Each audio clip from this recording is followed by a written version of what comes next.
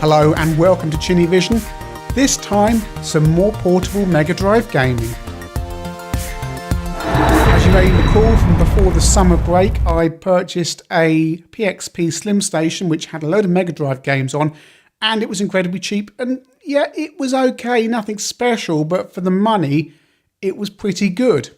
Now, so I was on eBay the other week looking at various retro things to buy, and I saw this, a 2017 Sega Premium Handheld Game Console, Portable Video Games Retro Megadrive PxP. Here we go, this is the device. It arrives in a box like this. So it comes from a UK vendor. I thought it might end up coming from Hong Kong or somewhere, but no.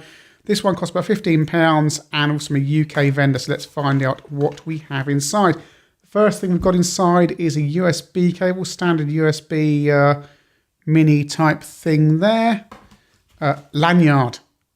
Lanyard, always very important, keeping your console so it doesn't fall off. So that's that. We've got a little, say moleskin, a very cheap moleskin synthetic bag. And in here we also have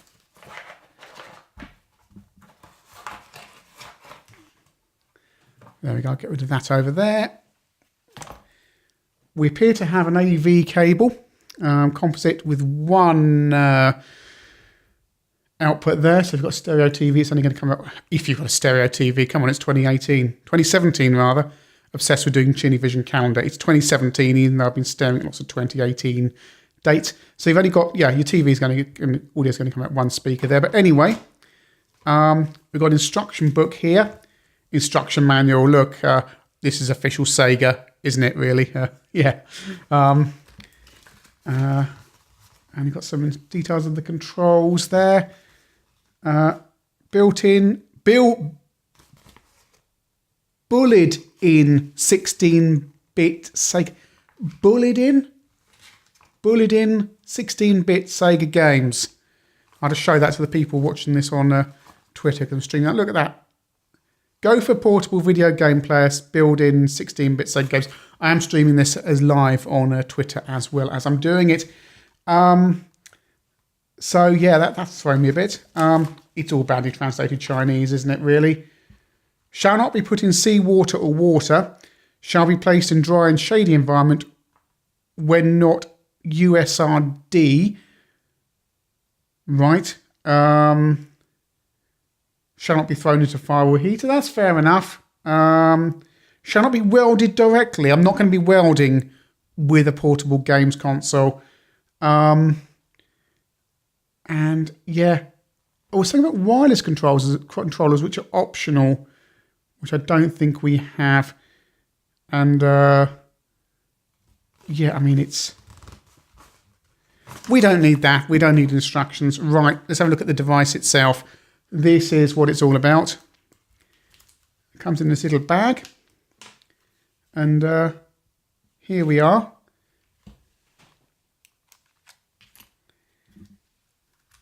So let's take off the protective screen there. There we go. And it feels quite substantial for something that costs £15. Nice colour coding on the red bit. See, there are lots of different colours available, but you can't choose with the retailer I got it from which colour you get.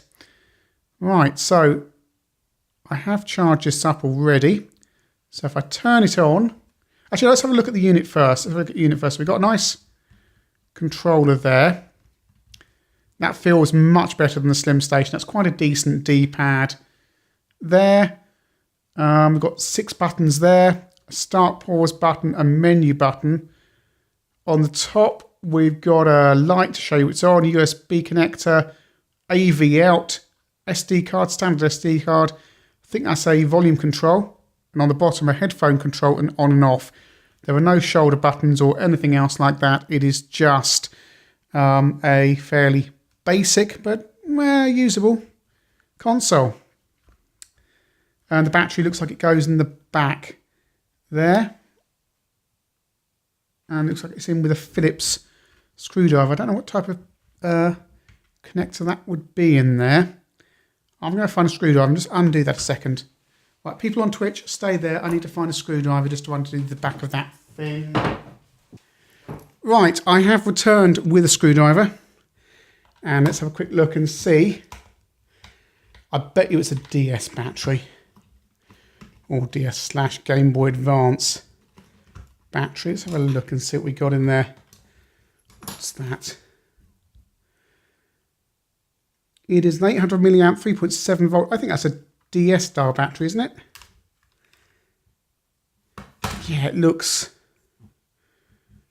about right. It's a DS battery, always going to be very commonly available. Quite a low capacity, 800 milliamps, but it is lithium ion, so it's got that going for it, and it appears to be replaceable and go in and out just fine, which is always an advantage if you've got one of these devices, because you can always have a second battery on the go if you're using it a lot and just pop it in, unlike many modern devices. Right, and I've got bits all over the screen there. Right, okay, we're going to zoom the camera in and turn this thing on. Right, so time to turn it on and see what it does. On we go, and it says loading.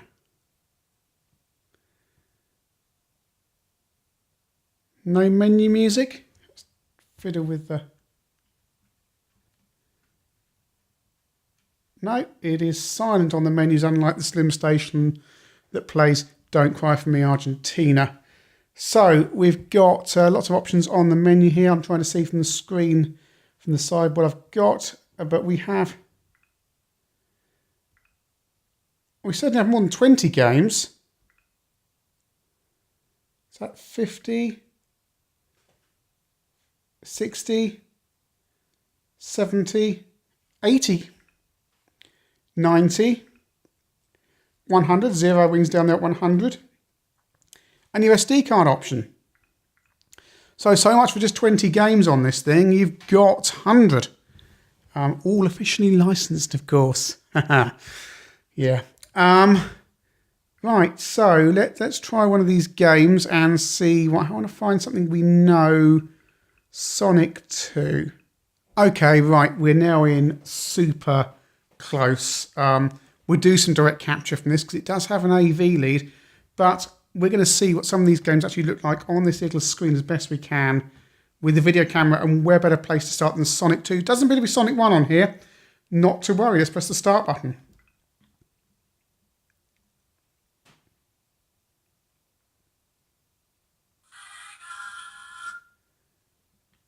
If you can hear that.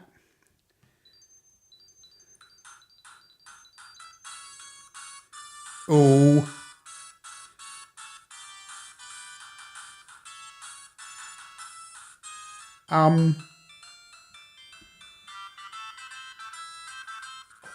Yeah, I don't know if you can hear that or not on here, but might be a speed issue here. Sorry if my chair's squeaky as well when I move around. Right.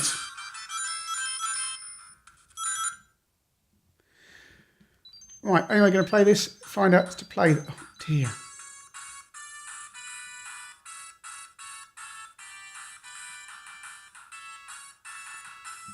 Okay. No, start the game. Start the game.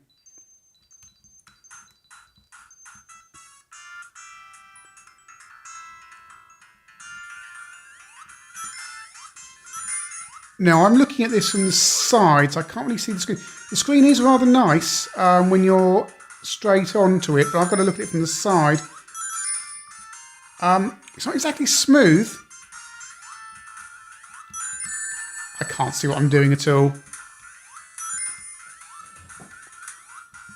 If I lean over it, so I've tilted that so I can see it. That's the colour reproduction is very nice. The screen itself is very nice. Viewing angle, not what you'd expect from a modern screen, but I guess that's not important. I can't see what I'm doing at all, but there appears to be a lot of slowdown and a lot of frame skip? Is that frame skip?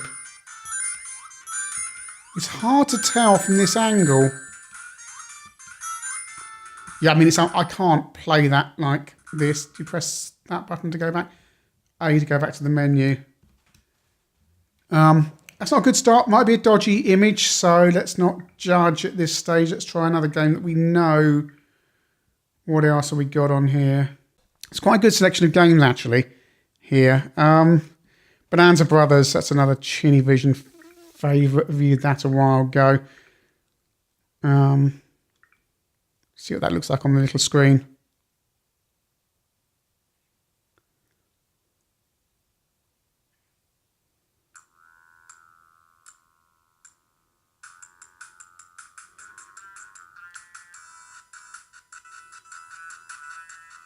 That's very slow again.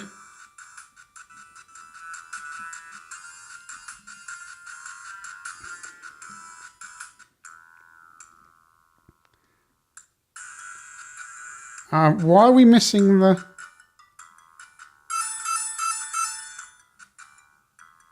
Yeah, I'm going to try some direct capture on this and see what it looks like. The screen is very nice. I can't play this at all from here, but I hope the camera is showing off just how nice the screen is. But the speed is way off. Let's get some direct capture on this and see what it looks like. Right, so I'm plugged in with my AV cable into the ChinnyVision capture system. And one thing to say is this device is NTSC, which has caused me all sorts of problems, or will do when I come to edit this, because the rest of this video is 50 frames a second. This is going to be 60, so I'll have to explain on the screen what I've done to make this work. First thing that strikes you is how soft the picture is. It's very, very soft. So let's go and have a look at Bonanza Brothers and see if there's any difference to what it was on the screen. And yeah, there are about 100 games on here. Yeah, Zero Wing, and then you go through to the SD card there. So not 20 games as advertised, but 100. This is quite good. You've got all the big names on here, most of them. So let's try Bonanza Brothers and see how it looks on the big screen. Very soft Sega logo there with lots of pixelization on it. Oh. Oh my goodness. Not only have we got the frame skip I was talking about, it looks like the game's running at half resolution.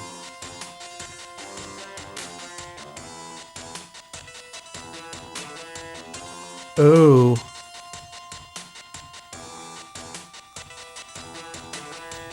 Right, so let's start the game. Let's press start. Controller feels quite nice in the hand. And because these screens flicker in the game, you can't see what's going on those screens.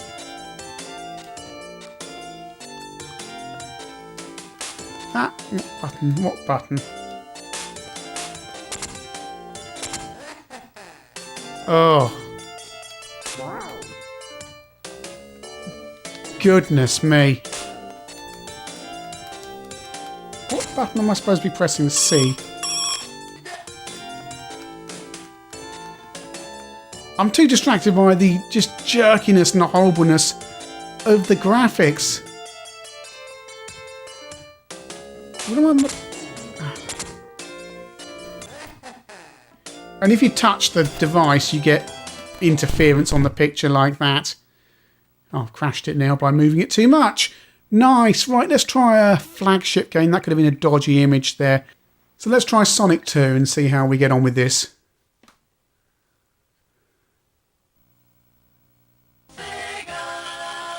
Again, looking very, very soft.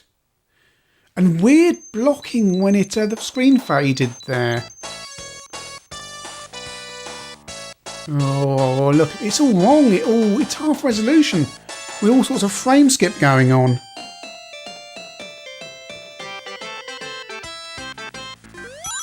Yeah, let's ignore that. Right, let's play the game and see, because this is going to be the test of speed on the Megadrive, isn't it, really? Oh! Oh my word. Now, whatever compromises I've had to make to get this working in PAL for the edit, believe you me, this is a jerky, low-resolution mess. I first played Sonic under emulation on a 486 PC. Oh, that was just like 4 frames a second or something ridiculous. I first played Sonic under emulation on a 486 PC, and it ran pretty well. This is terrible. It's actually completely and utterly unplayable. The frame rate is such that you can't anticipate anything. I'm just basically holding right and jumping. Oh, this is horrible. There's no... You can't get any precision or anything into your gameplay. It just... Oh, let's try and get to the end of the level, but... There we go. What a complete disaster. The Mega Drive's flagship game reduced to a jerky, blurry, low-resolution mess. Who on earth thought this was acceptable?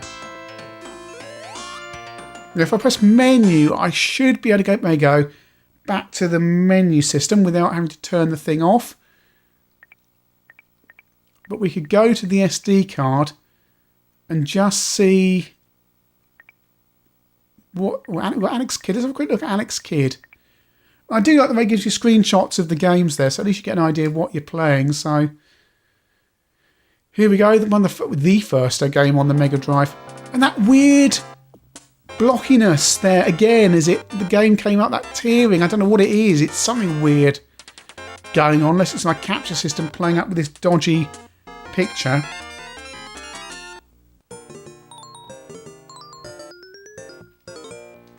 Right. Well, this isn't a game that relies on so much speed, so... But it's still got massive frame skip.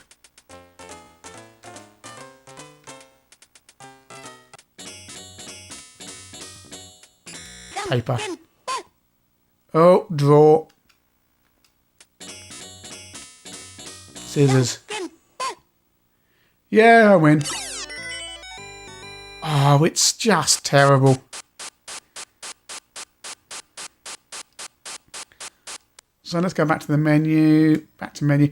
And look at this game I've got on this SD card, because the SD card was what I bought thinking this was actually the console. And then when I got it, I thought I've only got an SD card here. And I re-looked at the listing, and it, in very small print, it said, does not include the console. And what's the point of arguing, really? Right, let's go find the SD card.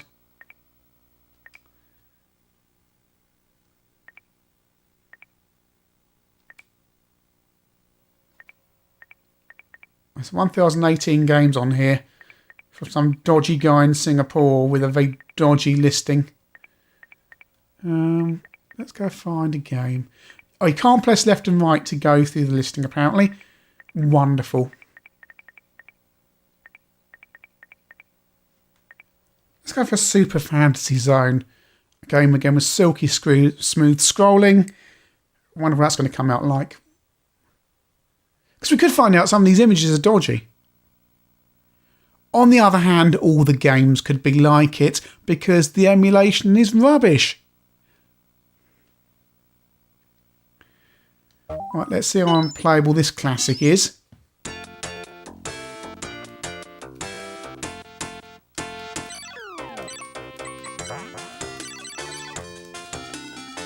Very unplayable, really. A game that has silky smooth movement and requires precision movement, and you're not going to get that on.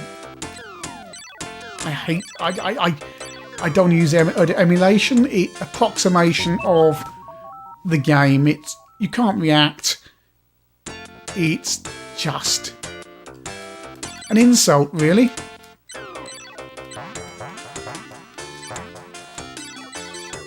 Oh, you're just tat. Why am I playing you? Let's press the menu button and see if it at least dumps me back at the menu in the right place. It does. Phew, let's go and find another game. Let's do a couple more before I lose the will to live. Street Fighter 2. And we've got several versions of Street Fighter 2 on here. Street Fighter 2 Special, Street Fighter 2 Plus. Street Fighter 2 Turbo. Let's just try Street Fighter 2 Turbo.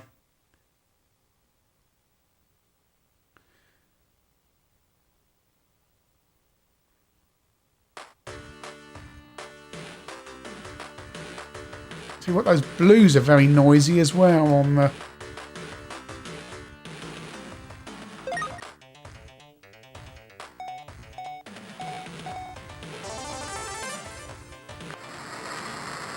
Yeah.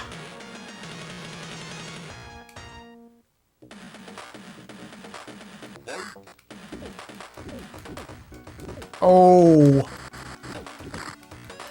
Welcome to Street Fighter 2 on the Megadrive, where the frame rate has been reduced to something approximating the Spectrum version.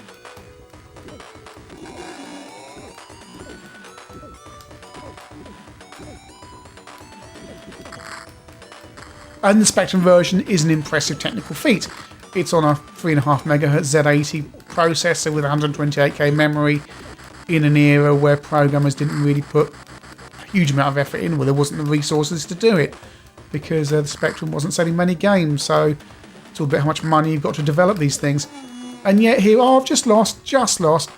But yeah, the frame rate's just been reduced to a complete disaster, really. Let's go find one more game. Perhaps we'll find a gem. I'm just wondering, because the way the game slows down, it seems to slow down more when it's using Mega Drive hardware to do scaling and big graphics and things. So I'm wondering if more of a CPU kind of processing game might fare better. So I thought perhaps I'll try hard driving and see how that fares. Although there's still frame skip as you move left to right there. But let's see how hard driving does. Press the start button. Oh. Oh. Just getting used to the controls here. Now, I can't tell you how fast hard driving moves in a real Mega Drive, but so far, and given I'm used to the Spectrum and Amstrad versions as well, this isn't too bad. Of all the games I've played, this doesn't appear to have any... Well, it may be skipping frames. Oh, but it doesn't appear to be slowing down then speeding up as things are happening. Which perhaps goes with my theory that the emulator's problem... Oh, I'm going to miss him. I'm going to miss him.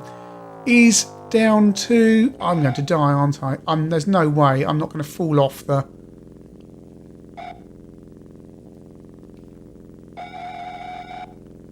What have I done? I think the emulator's biggest problem is when it's got to use the graphics and sound hardware. And that slows it down. If it's just CPU stuff... And so I'm moving my console, causing flickering there. If it's just CPU stuff, it doesn't seem to be too bad. Okay, so they've had to use... Oh, bottom.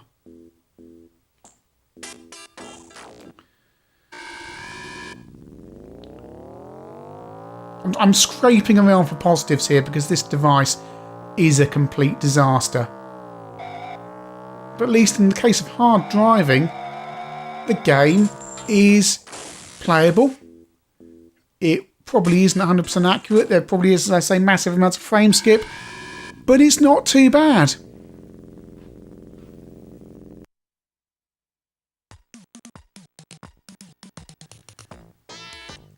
And even a simple game like Bomberman is rendered unplayable with a dreadful frame rate. Oh, this should be silky smooth, and it's not.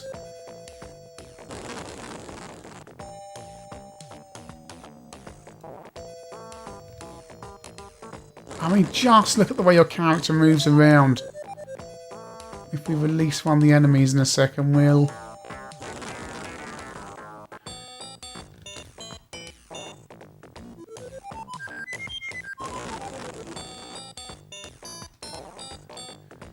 You can just see it's absolutely awful. The acid test for any device is, does it do the job it's advertised for, which is a portable Sega Megadrive video game player. Well, it plays Sega Megadrive games and it's portable, has a nice screen, fairly decent battery life, nice controls. But in order to do the job, it's had to employ massive amounts of frame skip, basically run what appears to be half the resolution once you put it onto a TV screen, and even then, it still runs the games incredibly poorly with completely random, well, I wouldn't say random slowdowns, it slows down whenever it's got to access a heavy amounts of graphics hardware. So when the balloon comes down in Bonanza Brothers, it slows down. When things appear on the screens in Sonic, it slows down. It's a level of emulation that is far lower than we were playing with on our 486s in the mid-90s when I first played Sonic under emulation on a PC. This thing is an absolute pile of tat. And if you're one of these retailers selling it for £60 or £40 as I've seen, goodness me, do you have no self-respect? You claim to be retro people in love with retro games. You're just profiteering with a piece of crap that you bought on Alibaba for about £4 or £5 a unit, probably not even that.